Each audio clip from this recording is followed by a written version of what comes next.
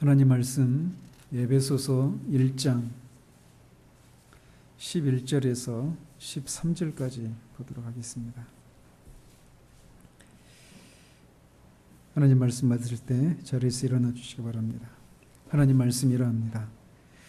모든 일을 그의 뜻의 결정대로 일하시는 이의 계획을 따라 우리가 예정을 입어 그 안에서 기업이 되었으니 이는 우리가 그리스도 안에서 전부터 바라던 그의 영광의 찬송이 되게 하려 하심이라.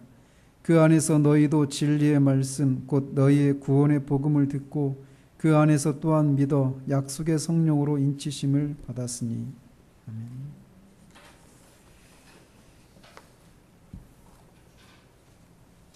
지난주에는 모든 만물을 그리스도 안에서 통일을 이루어서 모든 만물 사이에 조화를 이루려고 하는 하나님의 영원하시고 궁극적인 계획이 미래의 어느 날 막연한 그 날에 이루어지는 일이 아니라 이미 그 일이 이 땅에서 지금 이미 진행되고 있다라고 하는 사실을 말씀드렸습니다. 그러면서 그것을 어떤 방식으로 이루어가고 계시는가를 살피면서 그리스도로 말미암아서 유대인과 이방인으로 구성된 교회를 통해서 그 일을 진행하고 있다라고 말씀드렸습니다. 즉 죄인들을 그리스도인이 되게 하는 방식으로 이 조화를 이루고자 하시는 이 일을 하고 계시다라는 겁니다. 또 이들을 그리스도와 함께 하나님 나라의 상속자가 되게 하셔서 그들이 서로 하나가 되고 조화를 이루게 하신다라고 하는 것을 말씀을 드렸습니다.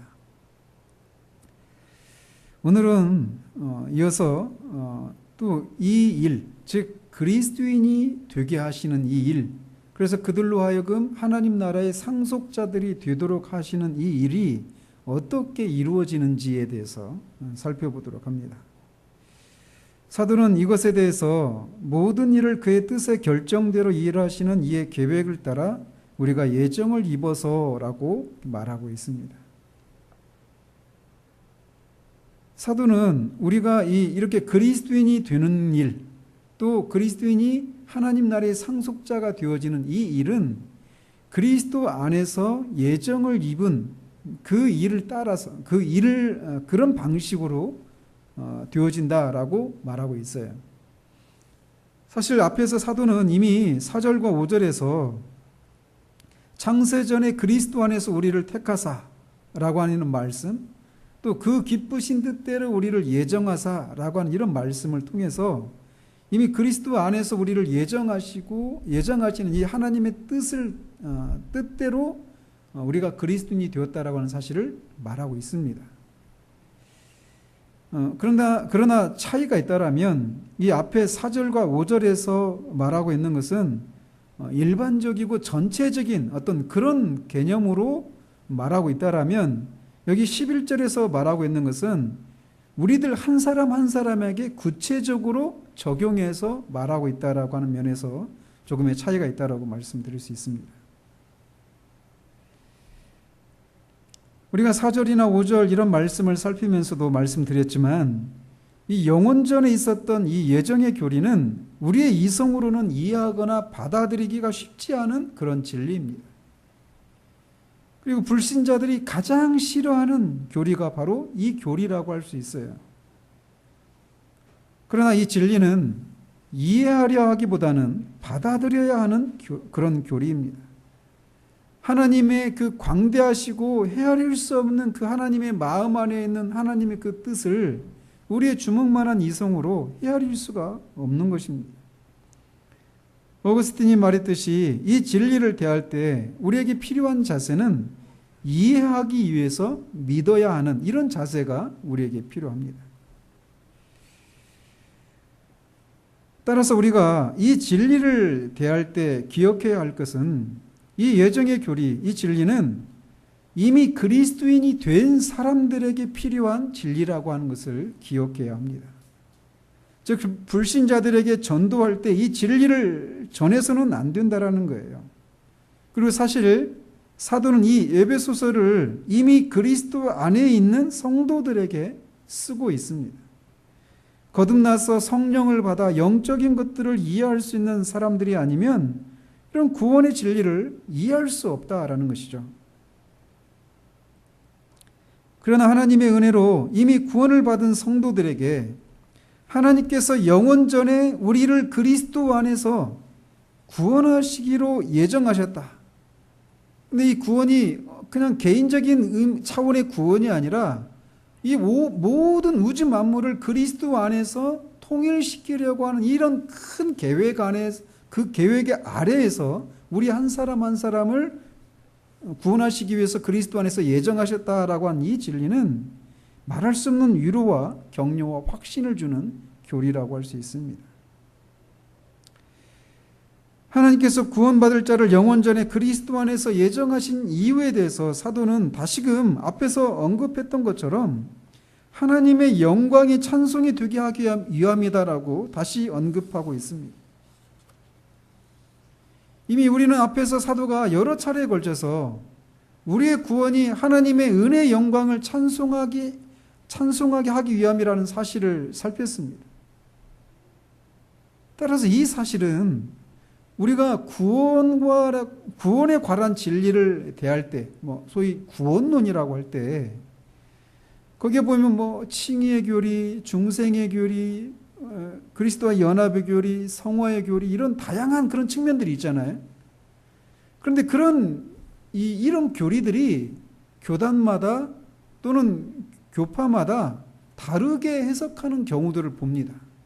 그런데 그런 해석들이 이 구원에 속한 이런 진리들이 어떤 것이 가장 성경적인 해석인가라고 하는 것을 우리가 판단하는 그런 시금석으로 작용해야 될 것이 무엇이냐면 그 해석이 궁극적으로는 하나님의 은혜의 영광을 찬송하게 하는 대로 이어지는 그런 해석인가에 의해서 그것이 성경적인가 성경적이지 않은가를 판단할 수 있다는 것입니다. 왜냐하면 사도는 계속해서 반복하고 있듯이 우리가 구원받은 것은 하나님의 은혜의 영광을 찬송하기 위한 것이라고 말하고 있기 때문에 그래요. 우리가 구원받은 것은 오직 은혜로 구원받은 것입니다. 우리가 구원받을 만한 무엇이 있거나 구원받기 위해서 어떤 노력들을 열심을 내어서 했기 때문이 아니라 전적으로 하나님의 은혜로 주어지는 것이에요. 우리는 우리 자신에게서나 다른 사람들에게 이 영광을 돌려서는 안 됩니다. 내가 열심을 내어서 구원을 받기 위해서 열심을 내었기 때문에 구원받았다라고 자랑할 수가 없어요.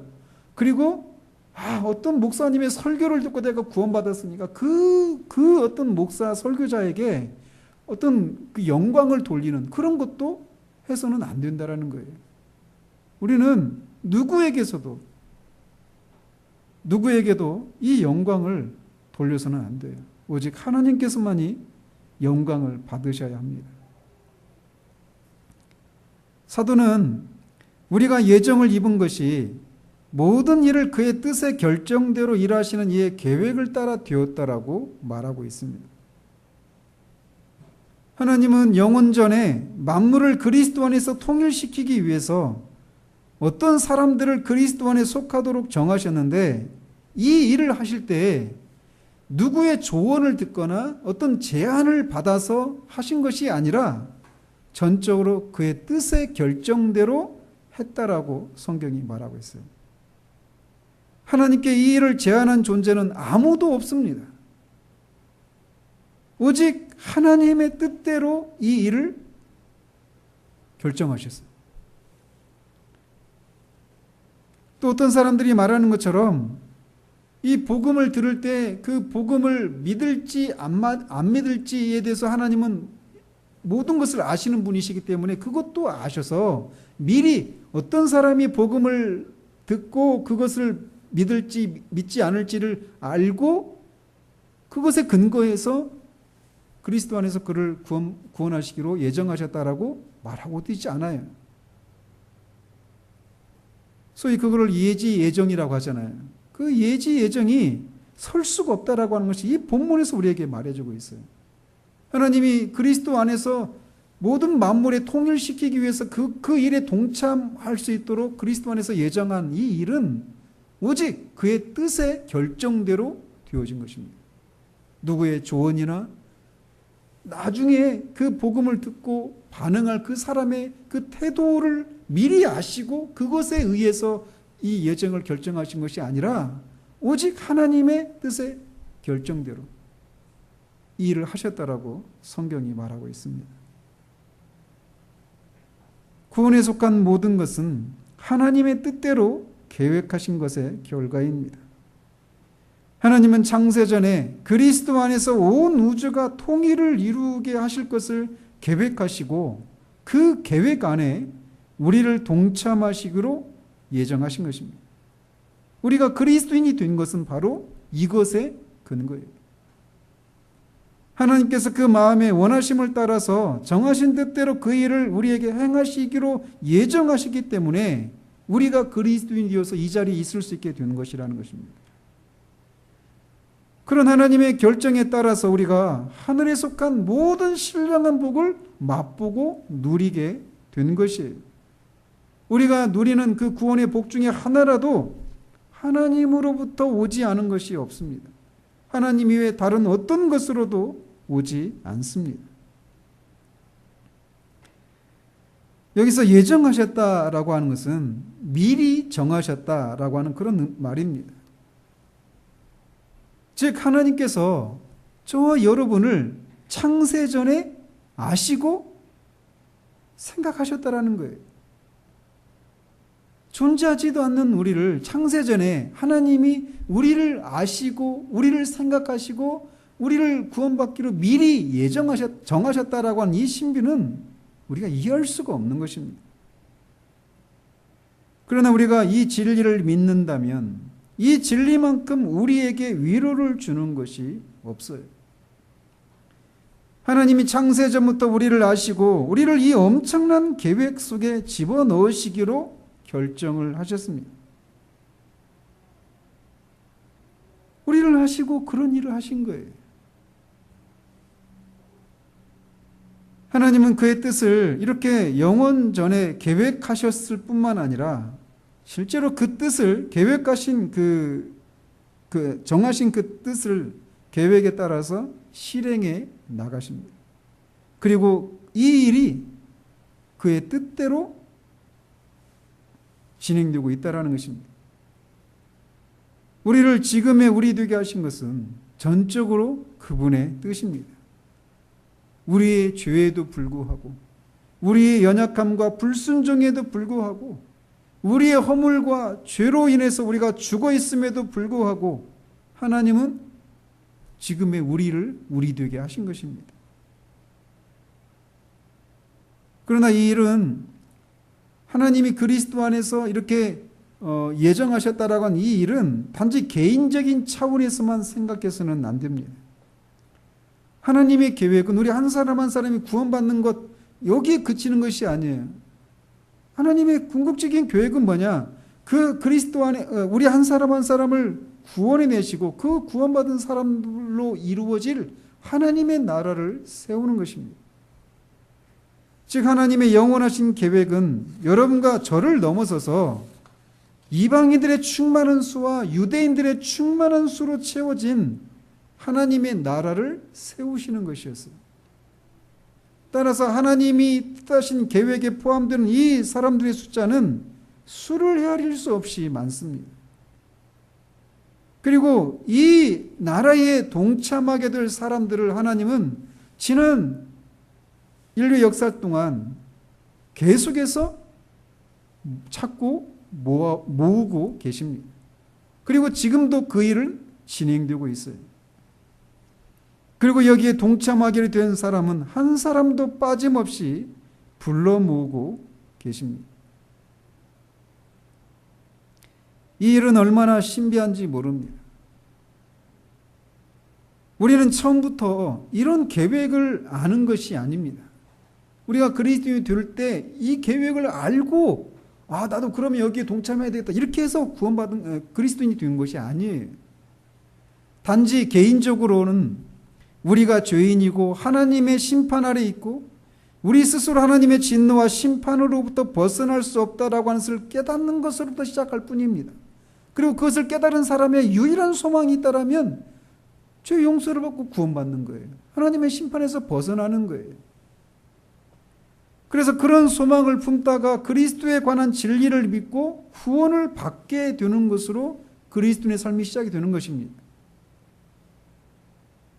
우리는 처음부터 우리가 이 하나님의 영원하신 계획인 하나님의 나라에 속하기 위해 부르심을 받았다라고 하는 것을 온전히 이해한 채로 구원을 받는 것은 아니에요. 단지 우리가 지옥에 가지 않고 천국에 갈 수 있기만을 바라고 구원을 소망하다가 하나님의 은혜로운 인도하심 가운데 우리 인생의 어느 때에 예수 그리스도를 믿어 구원에 이르게 되는 것이죠. 그런데 이렇게 우리가 구원받은 이 일이 단지 개인적인 차원에서 이루어진 일이 아니라 그리스도 안에서 모든 만물을 통일시켜서 그 만물 사이의 조화와 질서가 있게 하시는 이 일을 위해서 우리가 그런 일의 일부로 우리가 구원받았다라고 하는 것입니다. 이렇게 우리는 개인적으로는 단지 예수 그리스도를 믿어 그냥 죄 용서받고 하나님의 심판에서 벗어나서 영생의 선물을 받는 이런 차원에서 구원을 받은 것으로 머물러 있지만, 그렇게 시작을 하지만, 그렇게 우리가 구원받은 이후에 우리가 그런 구원에 이르기 위해서 어떤 일들이 이 세상의 역사 가운데 있었는지를 성경을 통해서 살피게 될 때 우리는 이 하나님의 이 역사하심에 압도당하게 됩니다. 성경은 타락한 죄인들을 구원하셔서 하나님의 백성을 삼으시고 그들로 구성된 하나님의 나라를 만들어 가시고자 하시는 하나님의 구원 역사에 대한 이야기예요. 하나님은 이 일을 하시겠다라고 하는 것을 인류의 첫 조상의 타락 직후부터 선포하십니다. 여자의 후손이 뱀의 머리를 상하게 하고 뱀은 여자의 발꿈치를 상하게 할 것이다. 우리가 여러 차례 살펴본 것처럼 이후의 성경의 역사는 하나님께서 이 약속을 어떻게 성취해 나가시는지에 대한 이야기들입니다. 하나님은 노아를 포함한 8명의 사람들을 홍수 심판 가운데서 건지십니다. 그리고 그들로부터 나온 아브라함을 우상 숭배의 삶에서 불러내시고 그의 후손을 통해 모든 민족이 구원의 복을 누리게 하시겠다라고 하는 약속을 하십니다. 그리고 이삭과 야곱에게 이 약속을 다시 갱신시키시고 그들의 후손인 이스라엘 백성에게 이들에게 약속하신 것을 허락하신다는 그런 내용들이 우리는 성경에서 말하고 있는 것을 발견하게 됩니다. 그 아브라함의 약속의 자손인 이 이스라엘 백성들이 아브라함에게 약속하신 약속의 땅으로 들어가는 과정과 또 그 땅에서 사는 동안 그들은 끊임없이 하나님의 약속을 신실하게 붙들지 못하고 불순종의 삶을 지속하는 것을 봅니다. 그래서 그들은 약속의 땅에서 쫓겨나서 바벨론의 포로로 잡혀가게 돼요. 근데 이 일이 이렇게 하나님이 영원전에 작정하신 그 일을 성취하시기 위한 그런 일들이 역사 가운데 진행되고 있는 그런 일들이라는 것입니다. 그래서 마침내 이들이 바벨론의 포로로 잡혀가게 된 이 일은 하나님의 이 영원하신 계획이 실패하는 것처럼 보일 수 있습니다. 그러나 하나님의 계획은 결코 실패하지 않습니다. 하나님은 그들 중에 얼마를 다시금 이스라엘로 돌아오게 하시고 마침내 그의 아들을 이 세상에 보내십니다. 그를 율법 아래 나게 하셔서 모든 율법을 지키게 하시고 율법을 지키지 못한 저와 여러분을 대신해서 율법의 정죄를 받아 십자가에서 죽으시고 우리를 의롭다 하고 거듭나게 하시기 위해서 사흘 만에 죽은 자 가운데 다시 살아나시는 일이 이 역사 가운데 일어났어요. 그리고 그가 다시 승천하셔서 약속하신 성령을 보내셨습니다. 이 일이 진행되었던 수천 년의 역사 동안 얼마나 많은 불순종과 대적이 있었는지를 조금이라도 상상해 보십시오.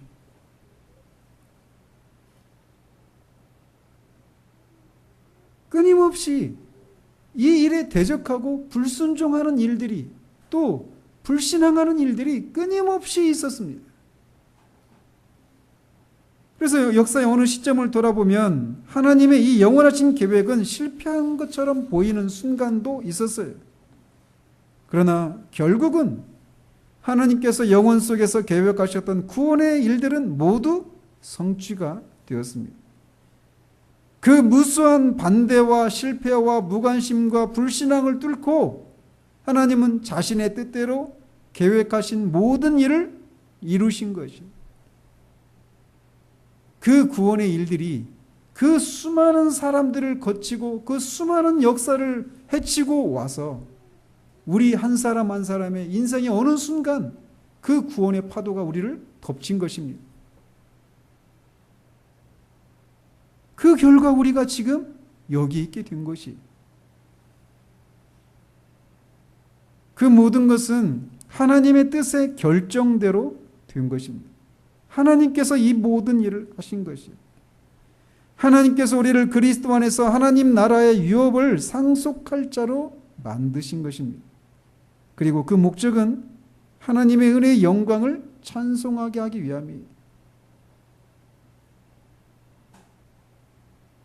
사도는 13절에서 우리가 이렇게 그리스도인이 되어서 하나님 나라의 유업을 받을 자들이 된 방편이 무엇인지를 말해주고 있습니다.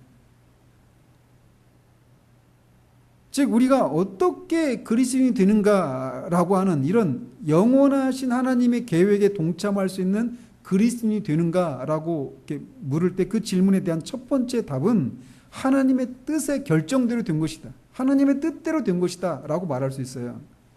그런데 그 일이 하나님의 뜻대로 우리가 그리스도인이 되었는데 그 그리스도인이 우리가 그리스도인이 될 수 있었던 방편이 무엇인가? 우리를 그리스도인으로 만드는 하나님이 사용하시는 방편이 무엇인가를 여기 13절에서 말하고 있다라는 거예요.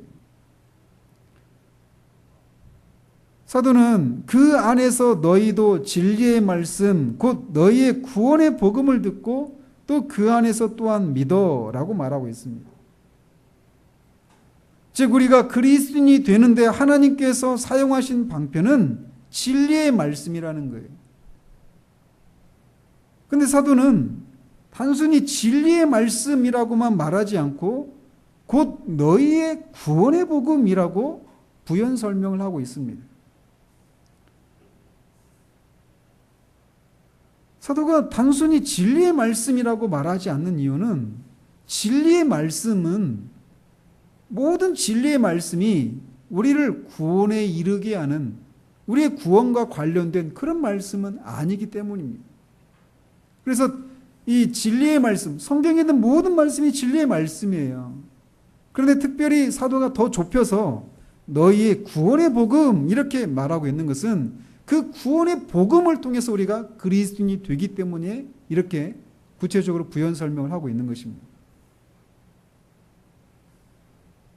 구원의 복음이라고 하는 즉 우리가 그리스도인이 된 것은 우리가 구원의 복음을 듣고 그것을 믿은 결과 그리스도인이 되었다라고 말하고 있는 거예요.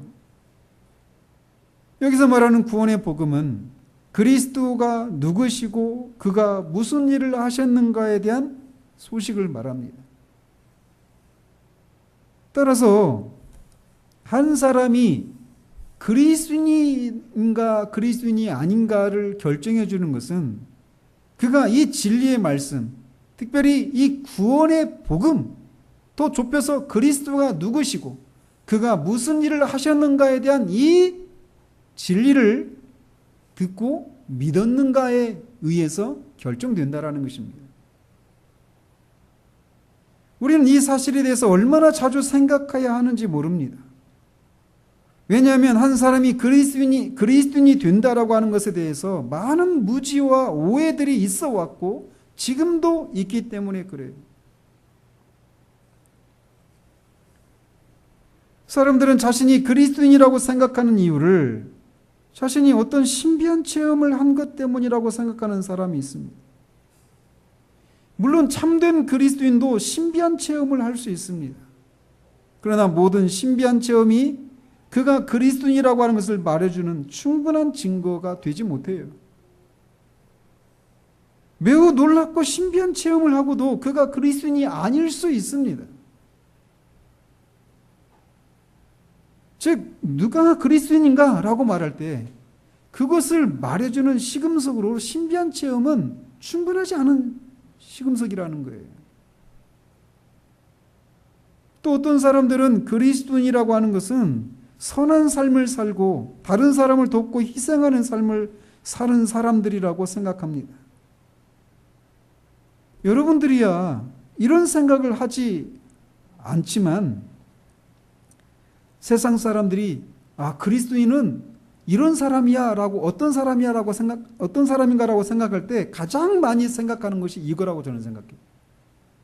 그리스도인은 선한 삶을 사는 사람들이다.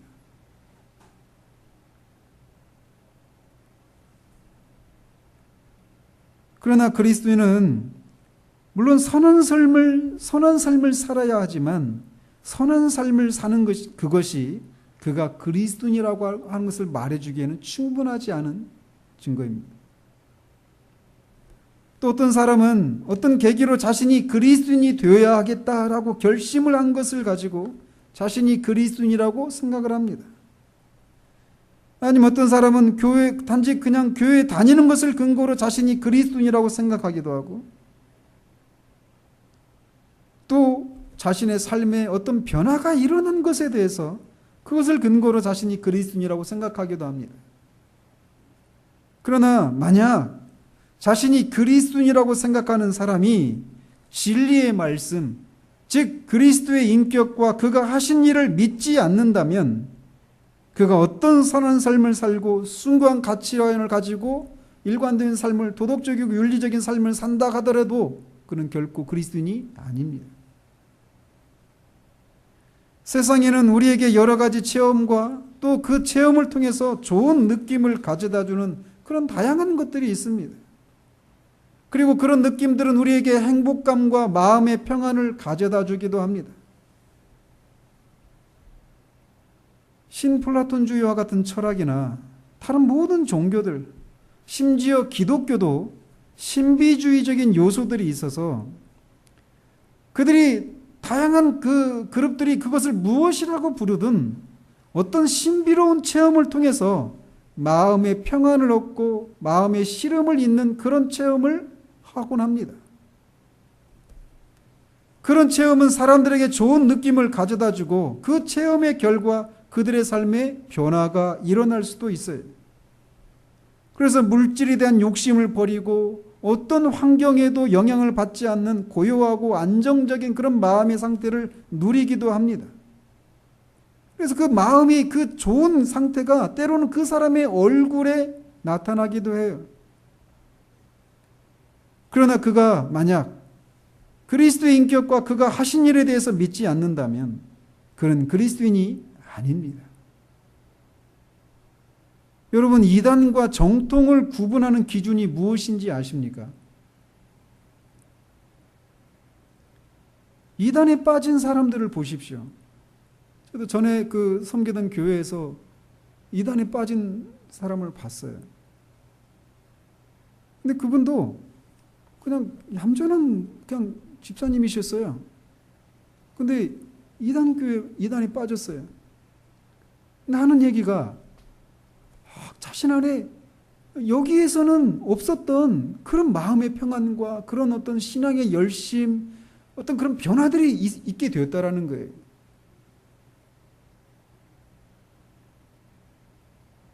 이단에 빠진 사람들도 우리도 경험하지 못하는 신비한 체험을 하기도 하고 우리도 맛보지 못하는 삶의 변화들을 경험하기도 합니다.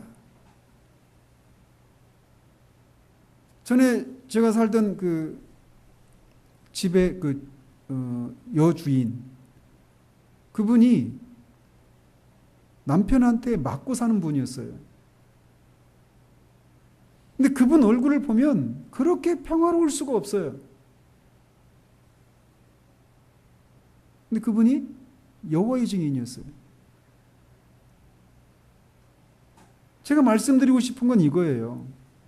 이단이라고 해서 선한 삶을 살지 못한다든지 또는 기쁨과 평안을 누리는 삶을 살지 않는다고 생각해서는 안 된다라는 거예요. 즉 반대로 그리스도인이라고 하는 존재는 이렇게 선한 삶을 살고 마음의 평안과 기쁨을 누리는 사람들이다. 이렇게 정의를 내릴 수가 없다라는 것입니다. 그것으로는 충분하지 않다라는 거예요. 이런 것들에 의해서 이단인지 아닌지를 구분할 수가 없어요. 그럼 뭐냐? 한 사람이 그리스도인인가 아닌가는 거듭 말씀드리지만 진리의 말씀, 즉 그리스도에 대한 진리를 믿는지에 달려 있습니다. 좀 더 시야를 좁혀서 교회 안에 있는 어떤 사람들을 생각해 보십시다.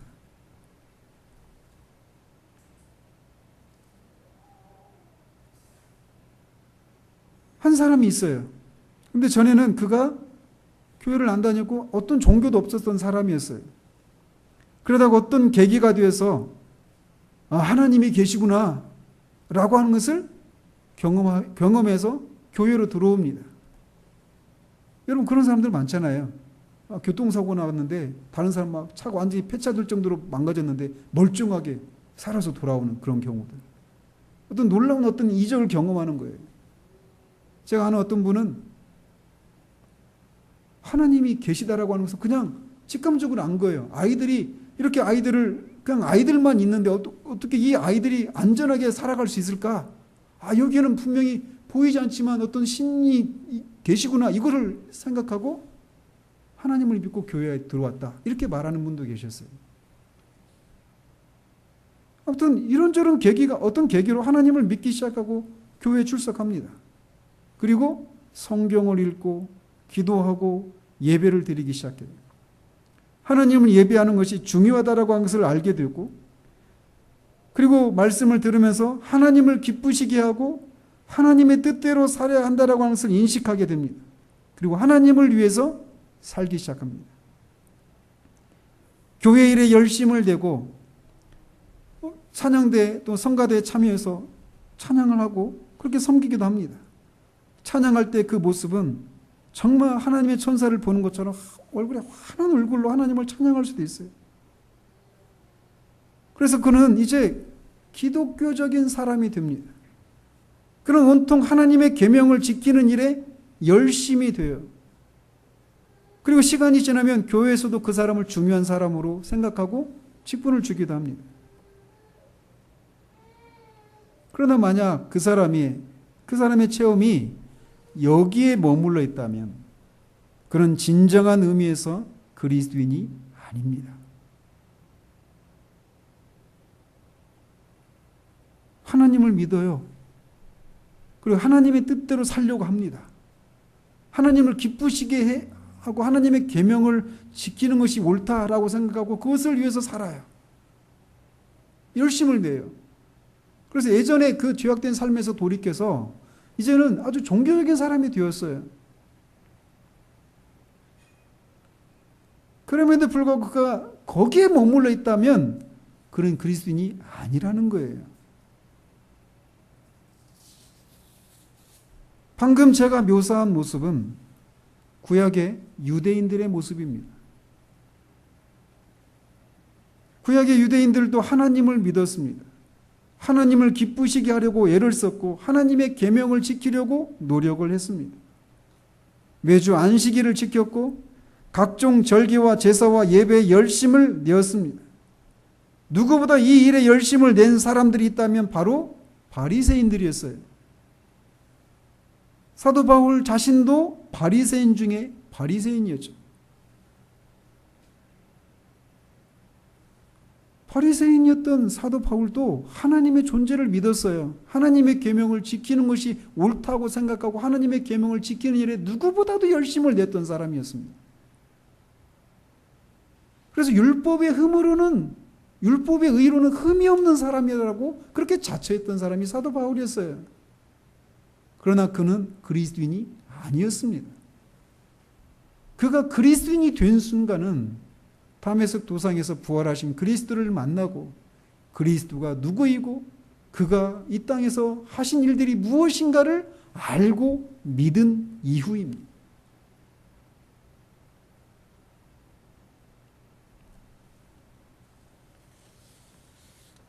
즉 그리스도인과 그리스도인이 아닌 사람을 구분하는 기준은 그가 이 진리의 말씀, 곧 예수 그리스도의 인격과 그가 하신 일에 대한 이 소식을 믿는가 믿지 않는가에 의해서 결정된다라는 것입니다.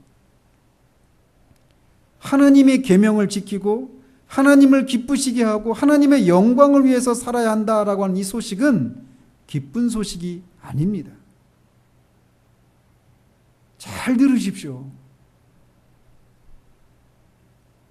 하나님을 기쁘시게 하고 하나님의 영광을 위해서 살아야 된다. 이게 틀린 말이 아니에요. 바른 말씀입니다. 그리고 우리는 그렇게 살아야 돼요. 그러나 그 소식 자체만으로는 기쁜 소식이 아니에요. 왜요? 우리는 살 수가 없기 때문이에요. 복음은 하나님께서 우리를 위해서 그리스도 안에서 무슨 일을 하셨는가에 대한 소식이에요. 그것이 복음입니다. 죄를 죽이고 하나님의 영광을 위해서 살아야 한다라고 하는 말씀이 복음으로 생각하는 사람들이 있습니다. 그러나 그것은 복음을 전하는 것이 아니에요. 그러면 죄를 죽이고 하나님의 영광을 위해서 살아야 된다 이런 말씀을 전하면 안 되느냐? 아닙니다. 전해야 됩니다. 그러나 그것 자체가 기쁜 소식이 아니라는 거예요. 그렇게 하기 위해서는 우리가 그리스도 안에서 하나님이 그리스도 안에서 무슨 일을 하셨는가에 대한 이 소식이 전제되지 않으면 하나님을 위해서 살고 하나님의 영광을 위해서 살아야 된다. 이 말씀은 기쁜 소식이 될 수가 없어요. 좀 더 논쟁적인 말씀을 전한다면 심지어 그리스도의 제자로서의 삶을 살고 거룩한 삶을 살아야 한다라고 하는 말씀을 전한다고 해도 그것이 복음이 아닐 수 있다라는 겁니다. 오늘날 이런 말씀을 전하지 않는 것이 대세인 상황에서 누군가가 이렇게 거룩한 삶을 살아야 되고 그리스도를 위해서 핍박을 받고 고난을 받는 이런 삶을 살아야 된다. 하나님의 영광을 위해서 살아야 된다. 이런 말씀을 전하면 그는 깨어있는 설교자라고 생각하기 쉬워요. 그러나 그것이 복음이 아닐 수 있습니다. 복음은 하나님께서 그리스도 안에서 우리를 위해서 무엇을 하셨는가를 전하는 거예요. 따라서 복음이기 위해서는 가장 먼저 우리가 깨달아야 할 것이 있다면 우리가 하나님 앞에서 어떤 처지에 있는가를 깨닫는 것입니다. 즉 우리가 하나님 앞에 죄를 범해서 그분의 진노와 심판 아래 있다라고 하는 것을 깨닫는 것으로부터 복음은 출발하는 거예요. 우리가 예수를 믿으면 마음의 평안을 얻고 삶의 의미를 찾는다라고 하는 것이 먼저가 아니라 하나님 앞에서 우리가 죄를 범한 죄인으로서 하나님의 진노 아래에 있는 본질상 진노의 자녀이고 임박한 하나님의 진노에서 피할 수 없는 아무런 소망이 없는 죄인이라는 사실을 먼저 인식하는 일이 먼저라는 겁니다. 이것을 인식하는 사람들에게 하나님께서 그리스도에게 우리가 받아야 할 진노를 십자가에서 다 쏟으시고 그를 죽이셨기 때문에 우리가 그를 믿음으로 이 임박한 진노에서 구원받을 수 있다라고 하는 것이 복음이에요.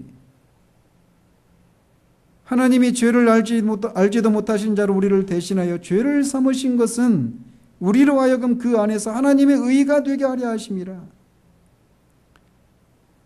복음이 복음인 것은 이렇게 하나님께서 그리스도 안에서 우리의 구원을 위해서 모든 것을 행하셨기 때문입니다.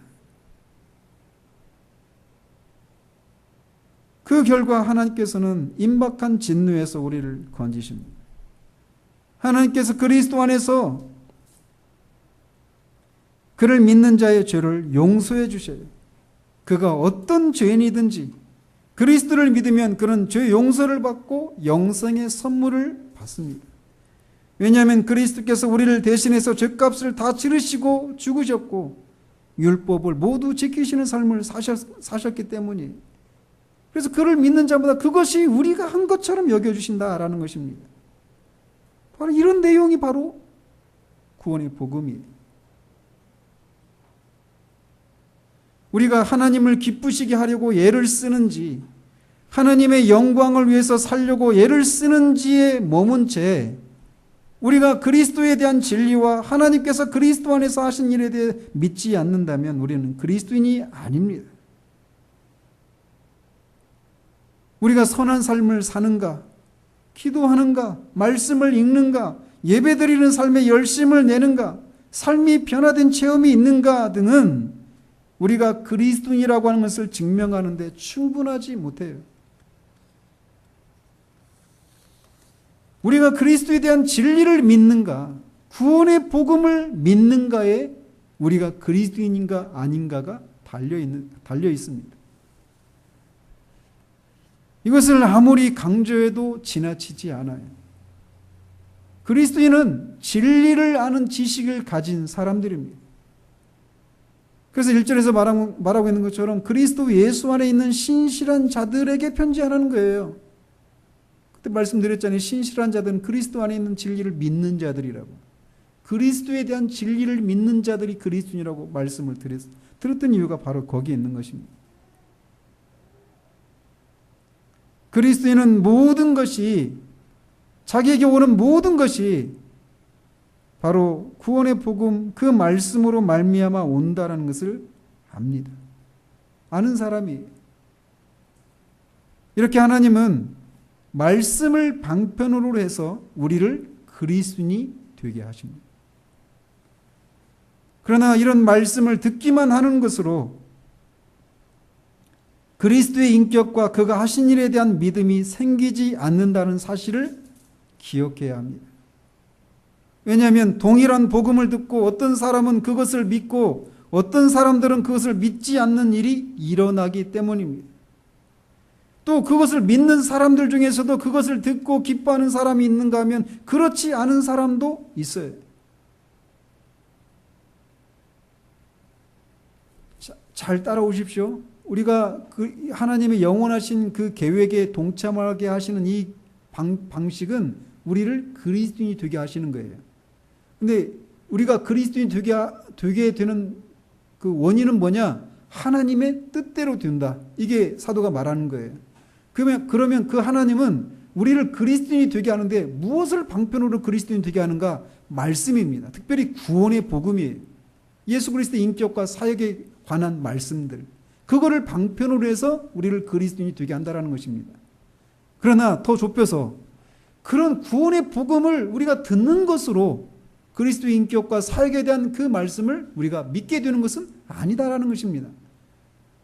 똑같은 말씀을 듣는데 어떤 사람은 그 말씀에 반응하고 어떤 사람은 반응하지 않아요. 저는 매주 예배 때마다 이런 차이를 목격합니다. 왜 이런 차이가 발생할까요?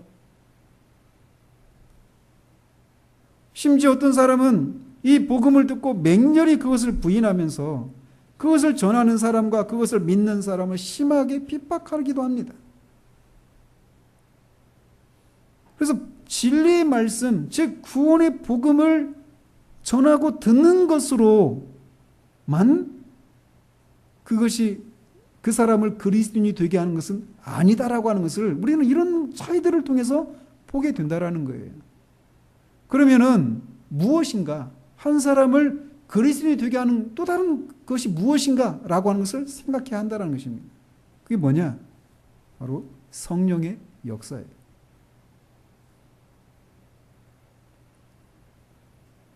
진리의 말씀이 정말 진리의 말씀이기 위해서는 단지 진리의 말씀을 전하는 것으로 그쳐서는 안 됩니다. 복음이 되기 위해서는 반드시 성령의 역사가 동반되어야 해요. 복음을 전하는 것만으로는 복음이 성취하고자 하는 일이 일어날 수가 없습니다. 따라서 성령의 역사는 기독교의 진리에 있어서 진수가 되는 것입니다. 동일한 복음을 듣고 어떤 사람은 그 말씀에 반응하고 어떤 사람은 그것이 자신에게 복음으로 들려오지 않는 차이가 일어나는 것은 바로 성령의 역사가 있는가 그렇지 않은가에 달려 있습니다. 이것이 오늘날 교회 안에서 회심의 역사가 잘 일어나지 않는 결정적인 이유라고 저는 생각해요. 그리고 회심한 사람들 안에서도 구원의 감격을 누리고 영혼이 생기를 누리는 그런 모습을 찾아보기 쉽지 않은 이유도 바로 이 성령의 역사의 부재에 기인하는 것입니다. 건전하고 정통한 복음을 전하기만 하는 것으로 구원의 역사가 일어나는 것은 아닙니다. 성령이 아니고서는 예수를 주라 시인할 자가 없다라고 사도는 말해요. 성령의 역사가 말씀을 전할 때 나타나야 한 사람이 그리스도인이 될 수 있는 것입니다.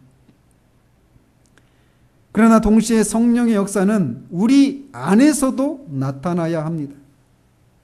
즉 성령의 역사는 이중적이라는 거예요.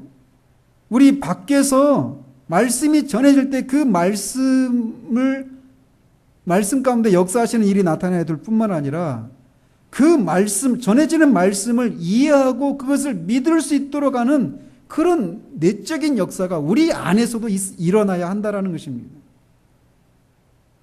대표적인 경우가 있다면 바로 사도행전에 나오는 루디아의 경우예요.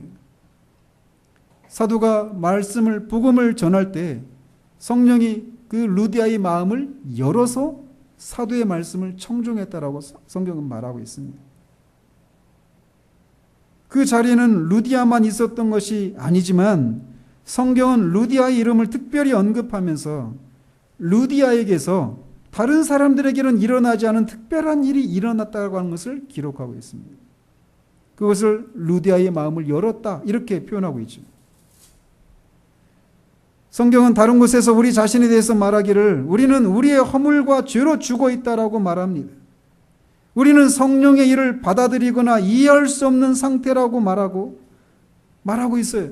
그렇기 때문에 성령께서 영적으로 죽어 있는 우리를 살리시고 우리에게 영적인 것들을 이해할 수 있는 지각을 주시지 않으면 우리는 그리스도의 복음을 이해할 수가 없어요. 성령께서는 복음을 깨달을 수 있도록 하실 뿐만 아니라 그것을 믿을 수 있도록 우리에게 믿음을 주십니다. 그렇기 때문에 성경은 너희가 그 은혜를 인하여 믿음으로 말미암아 구원을 얻었나니 이것이 너희에게서 난 것이 아니요 하나님의 선물이다 라고 말하고 있습니다. 우리가 그 복음을 믿을 수 있도록 그것에 반응할 수 있도록 그것을 이해할 수 있도록 성령께서 우리 안에서 새로운 영적인 지각을 주시지 않으면 한 사람이 그리스도인이 되는 일이 일어날 수가 없는 거예요.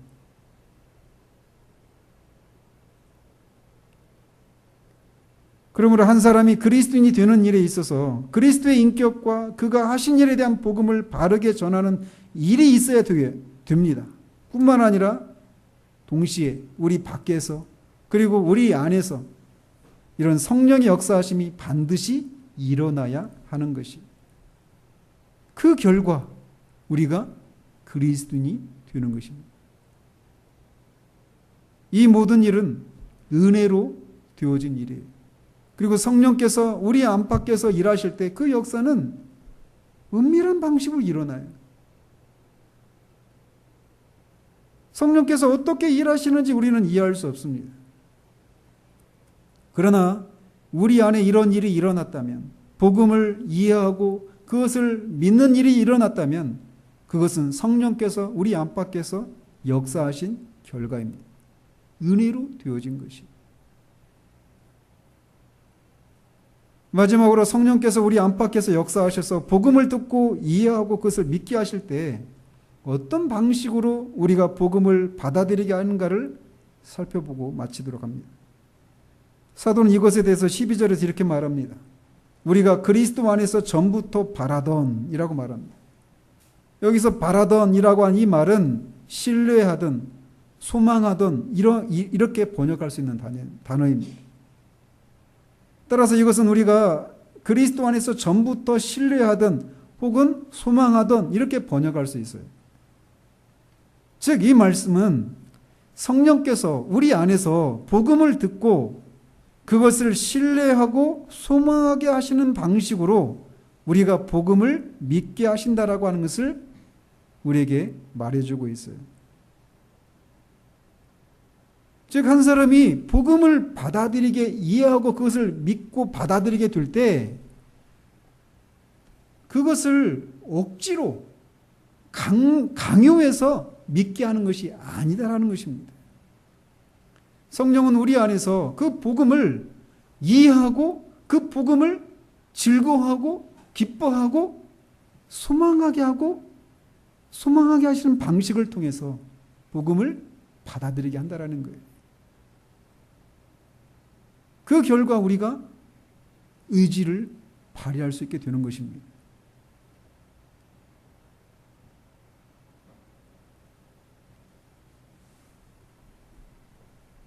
성령께서 우리가 복음을 믿게 될 때 우리의 의지와 상관없이 억지로 믿게 하시는 것이 아니라 그 복음을 즐거워하고 소망하고 기뻐함으로 믿게 하신다라는 것이에요. 근데 그 복음의 핵심적인 내용이 뭐예요? 그리스도가 누구시고 그리스도가 어떤 일을 하셨는가라는 거예요. 그래서 그 복음을 즐거워한다는 얘기는 결국 그리스도를 즐거워하고 그리스도를 기뻐하고 그리스도를 소망하고 그리스도를 신뢰하는 것을 말하는 거예요.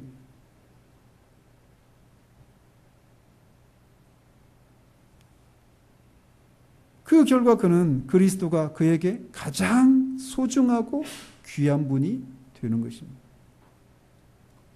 이 일의 배후에는 성령이 계시는 거예요.